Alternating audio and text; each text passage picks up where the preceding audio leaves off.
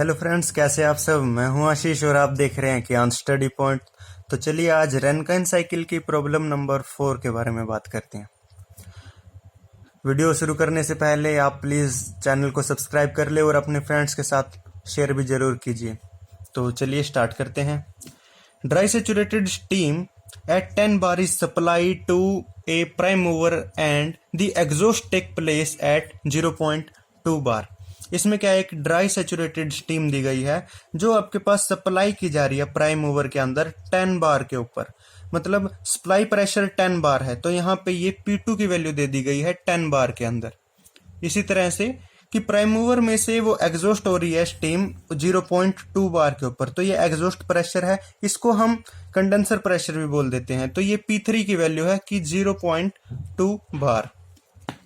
Determine the Rankine efficiency ratio and specific steam consumption of the prime mover. तो हमें निकालनी है Rankine efficiency निकालनी है, स्पेसिफिक स्टीम कंजप्शन निकालनी है हमें, और एफिशिएंसी रेशियो निकालना है हमें। ठीक है, ये तीन वैल्यूज हमें निकालनी है। इंडिकेटेड थर्मल एफिशिएंसी इज 20%, और यहाँ पे थर्मल एफिशिएंसी की वैल्यू दी गई है जो कि आपके पास 20% है। ठीक है, और 20% को हम 0.2 लिख सकते हैं। Also find the percentage change in Rankine efficiency if steam is initially 90% dry। और ये बोल रहा है कि परसेंटेज निकालिए रनकाइन एफिशिएंसी की जो चेंज हुई है अगर आपके पास स्टीम 90% इनिशियली ड्राई है। देखिए, शुरू में तो हम जो है ड्राई सेचुरेटेड स्टीम दे रहे थे प्राइम मूवर के अंदर, लेकिन अब क्या है कि जो स्टीम है वो 90% ड्राई है। ठीक है, तो उसकी वजह से रनकाइन एफिशिएंसी कितनी चेंज होगी वो परसेंटेज चेंज निकालना है। तो हमें निकालनी है परसेंटेज चेंज निकालनी है हमें। ठीक है, परसेंटेज चेंज, ये चार वैल्यूज हमें निकालनी है। तो चलिए स्टार्ट करते हैं। हमें पता है कि रनकाइन एफिशिएंसी क्या होती है। रनकाइन एफिशिएंसी का फॉर्मूला होता है H2 - H3 अपॉन में H2 - HF3। ये रनकाइन एफिशिएंसी का फॉर्मूला होता है। सिमिलर वे से स्पेसिफिक स्टीम कंजप्शन का फॉर्मूला होता है 3600 अपॉन में H2 - H3। ये स्पेसिफिक स्टीम कंजप्शन का फॉर्मूला होता है। और एफिशिएंसी रेशियो का फॉर्मूला होता है, एफिशिएंसी रेशियो देखिए नाम से ही पता चल रहा है कि ये दो एफिशिएंसीज का रेशियो है। ठीक है, तो थर्मल एफिशिएंसी अपॉन में रनकाइन एफिशिएंसी का रेशियो होता है ये। ठीक है, थर्मल एफिशिएंसी तो हमें दी गई है। ठीक है, और रनकाइन एफिशिएंसी निकाल के और इन दोनों का रेशियो कर देंगे तो एफिशिएंसी रेशियो आपके पास आ जाएगा, और परसेंटेज चेंज हम निकालेंगे। Specific steam consumption, efficiency ratio और थर्मल एफिशिएंसी के ऊपर मैंने एक सेपरेट वीडियो बना रखी है, उसमें मैंने डिटेल में समझाया इसके बारे में। अगर आपको वो वीडियो देखनी है तो मैं लिंक डिस्क्रिप्शन में दे दिया गया है, वहां से आप देख सकते हैं। तो चलिए स्टार्ट करते हैं। इस न्यूमेरिकल को करने के लिए हम जो मोलर चार्ट का यूज करेंगे। ये मेरे पास मोलर चार्ट है, इनिशियली हमें जो है 10 बार प्रेशर दिया गया है ड्राई सेचुरेटेड स्टीम के साथ। ठीक है, तो ये हमारे पास जो मेन लाइन है ये ड्राई सेचुरेटेड स्टीम की लाइन है। ये आपके पास जितनी भी ऊपर गई हुई है प्रेशर लाइंस है। ठीक है, तो 10 बार प्रेशर, ये 10 बार प्रेशर की लाइन है, और यहाँ पे हम इसको मीट करवा देंगे सेचुरेटेड लाइन के साथ। ठीक है, यहाँ पे हम इसको मीट करवा देंगे, और ये आपके पास जो यहाँ पे एंथैल्पी आएगी वो एंथैल्पी को हम बोल लेंगे H2 एंथैल्पी। देखिए, इसको मापने का तरीका क्या है कि हम इसको जो है, मान लीजिए ये एक पूरा बॉक्स है। ठीक है, और हमें पता है कि ये 2100, 2200, 2300 इस तरह से 100 का डिफरेंस है। हर एक बॉक्स में 100 का डिफरेंस है, हमें पता है। ठीक है, तो हम स्केल की हेल्प से इसको डिवाइड कर लेंगे। देखिए,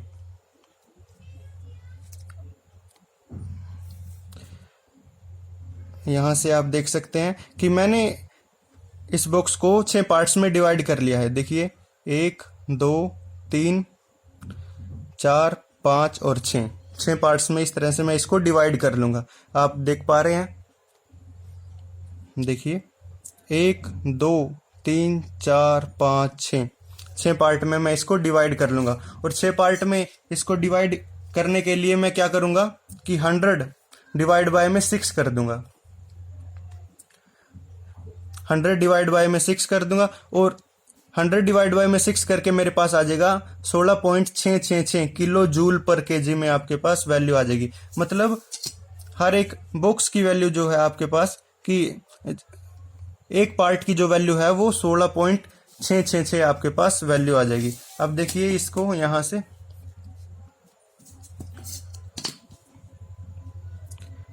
से मैं देख पा रहा हूं कि एक और ये हाफ है, तो मतलब 1.5 का डिफरेंस है यहां में और यहां में। ठीक है, 1.5 का डिफरेंस है। इसका मतलब क्या है, 1.5 मल्टीप्लाई में 16.666 जो आपके पास एक इसकी वैल्यू थी, एक बॉक्स की वैल्यू थी, और इसको इक्वेट करूंगा तो मैं अप्रोक्स आपके पास 25 के इक्वल आ जाता है। मतलब यहां पे जो वैल्यू है उसको मैं निकालने के लिए ये आपके पास 2800 की लाइन है। ठीक है, और उसमें से 25 मैं माइनस कर दूंगा तो मेरे पास आ जाएगी 2775 जो H2 की वैल्यू है। ठीक है, आप अपने हिसाब से वैल्यू निकाल सकते हैं, मैंने अपने हिसाब से बताइए आपको। इस तरह से आप इजीली निकाल सकते हैं, एक एक्यूरेट वैल्यू निकाल सकते हैं मोलर चार्ट की हेल्प से। तो H2 की वैल्यू आ जाएगी हमारे पास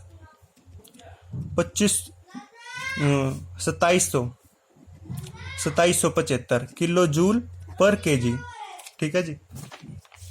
अब हमें H3 की वैल्यू निकालनी है, ये वैल्यू थी यहाँ पे। ठीक है, H3 की वैल्यू निकालनी है हमें, तो इसको आइसेंट्रोपिकली एक्सपेंड कर देंगे हम नीचे।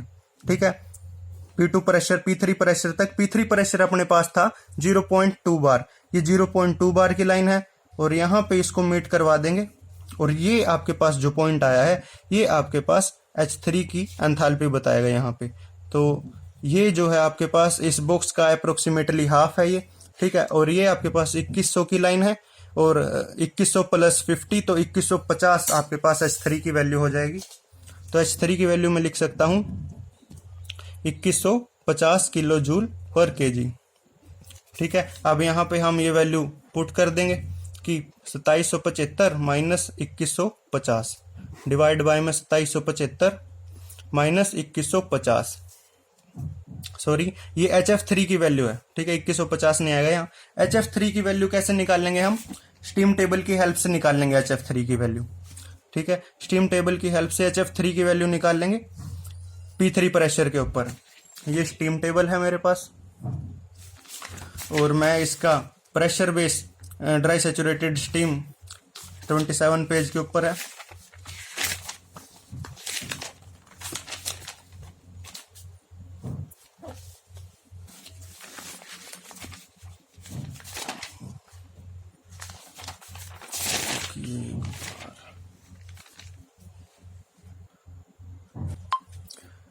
देखिए P3 जो आपके पास 0.2 बार था, और यहाँ में HF की वैल्यू जो है आपके पास, ये HF की वैल्यू है 251.5 किलो जूल पर केजी। तो 251.5 किलो जूल पर केजी HF3 की वैल्यू है ये, और इसको कैलकुलेट करके आपके पास रेनकाइन एफिशिएंसी आ जाएगी 24.7%। ये आपके पास आंसर फर्स्ट हो जाएगा। ठीक है जी।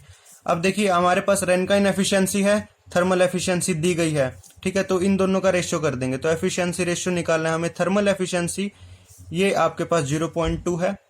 ठीक है, इसी तरह से ये रेनकाइन एफिशिएंसी को हम लिख सकते हैं 0.247। इसके डिवाइड में 100 कर देंगे और ये आपके पास आ जाएगा, और इस तरह से इसकी वैल्यू हो जाएगी 81%। ये एफिशिएंसी रेशियो, ये आंसर सेकंड आ जाएगा आपके पास। ठीक है, आंसर थर्ड हमें निकालना है specific steam consumption. Specific steam consumption निकालनी है 3600 डिवाइड बाय में H2 माइनस H3।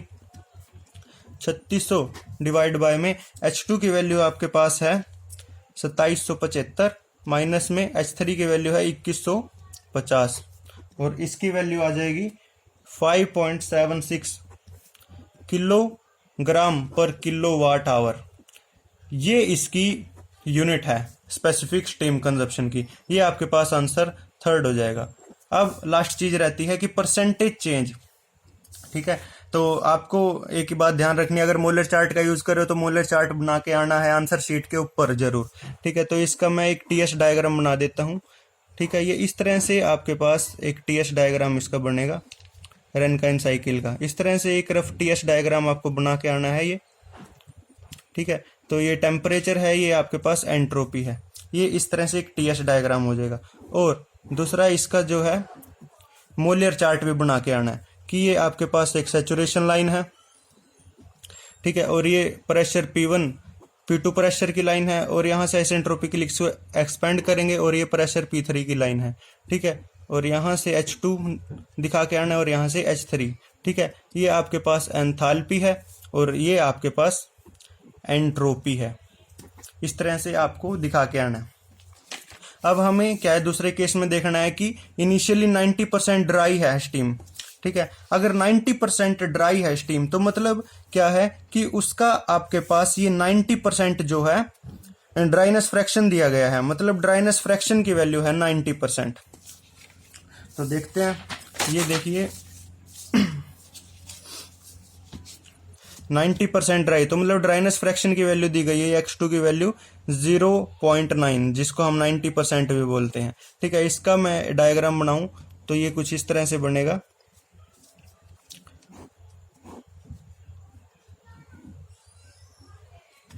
इस तरह से। ठीक है, तो ये आपके पास यहाँ कुछ इसका ड्राइनेस फ्रैक्शन 0.9 होगा, क्योंकि हमें पता है कि वाटर लाइन के ऊपर ड्राइनेस फ्रैक्शन 1 होता है और वेपर लाइन के ऊपर ड्राइनेस फ्रैक्शन यहाँ पे 0 होता है और यहाँ पे 1 होता है ड्राइनेस फ्रैक्शन, और इससे जस्ट पीछे आपके पास 0.9 होगा ड्राइनेस फ्रैक्शन। तो ये आपके पास यहाँ पे 90% स्टीम ड्राई हो जाती है। ठीक है जी, तो ये 1 2 3 4 प्रोसेस हो जाएगी, और इसके लिए हमें मोलर चार्ट का यूज करना है। मोलर चार्ट का क्या यूज करेंगे हम कि इसमें H2 और H3 की वैल्यू अलग होएगी। H2 और H3 की वैल्यू अलग कैसे होएगी कि देखिए ये आपके पास जो है ड्राइनेस फ्रैक्शन की लाइंस हैं। ठीक है, तो 0.9 आपके पास ये दी गई है लाइन, और यहाँ पे आपके पास कट करेगा 10 बार आके। ठीक है, ये 10 बार प्रेशर की लाइन है और ये आपके पास आगे आके यहाँ पे कट करेगी। ठीक है, और ये आपके पास यहाँ पे H2 की वैल्यू आ जाएगी, तो यहाँ पे ये H2 की वैल्यू आ जाएगी, और इसको आइसेंट्रोपिकली एक्सपेंड हम नीचे की तरफ करेंगे। ठीक है, कि 0.2 बार प्रेशर जो आपके पास P3 प्रेशर था वहां तक एक्सपेंड करेंगे, और ये आपके पास P3 की वैल्यू आ जाएगी। तो यहाँ से कैलकुलेट आप देख सकते हो इसको करके, तो जो H2 की वैल्यू आपके पास होगी और H3 की वैल्यू होगी, H2 की वैल्यू आएगी हमारे पास, तो ये लगभग 2500 की लाइन है ये, और 2580 की 80 हो जाएगी ये। ठीक है, एंथैल्पी, और इसी तरह से जो ये यहाँ पे ये है एंथैल्पी, ये 2030 तक के इक्वल हो जाएगी। ठीक है, तो H2 और H3 की वैल्यू यहाँ पे अलग अलग है। तो इस केस में H2 की वैल्यू हो जाएगी 2580 किलो जूल पर केजी। इसी तरह से H3 की वैल्यू हो जाएगी 2030 किलो जूल पर केजी। ठीक है, और यहाँ से फिर रेनकाइन एफिशिएंसी दोबारा निकाल लेंगे कि H2 माइनस H3 अपॉन में H2 माइनस HF3। ठीक है, और H2 की वैल्यू थी 2580 माइनस में 2030 अपॉन में 2580 माइनस में HF3 की वैल्यू हमने निकाल ली थी 251.5, और इसको कैलकुलेट करेंगे तो कैलकुलेट करके वैल्यू आ जाएगी 23.6%। कैलकुलेट करके वैल्यू आ जाएगी। ठीक है, और जो पहले वाली वैल्यू आई थी वो ये वैल्यू है आपके पास 24.7। तो परसेंटेज चेंज निकाल लेंगे हम, तो मैक्सिमम जो एफिशिएंसी थी वो माइनस मिनिमम एफिशिएंसी जो आई है अपॉन में मिनिमम एफिशिएंसी। ठीक है, हमें पता है कि रेनकाइन एफिशिएंसी की मैक्सिमम वैल्यू आई है 24.7 और ये मिनिमम वैल्यू आई है 23.6। ठीक है, तो इसको डिवाइड बाय में 100 कर देंगे इसको, तो ये आ जाएगी 0.247 माइनस में 0.236 अपॉन में 0.236, और इस तरह से कैलकुलेट करके वैल्यू आ जाएगी। देखिए 0.247 माइनस 0.236 डिवाइड बाय में 0.236, ठीक है, और मल्टीप्लाई 100 कर देंगे परसेंटेज में चेंज करने के लिए, तो ये आ जाएगी 4.66, ठीक है, और इसकी परसेंटेज होगी। तो इस तरह से परसेंटेज चेंज हो जाएगी, आपके पास आंसर 4th हो जाएगा। तो ये आपके पास पूरे का पूरा न्यूमेरिकल था। तो थैंक यू वीडियो देखने के लिए, और ज़्यादा अपडेटेड वीडियोस के लिए आप मेरे चैनल को सब्सक्राइब कर सकते हैं। Thank you, have a nice day.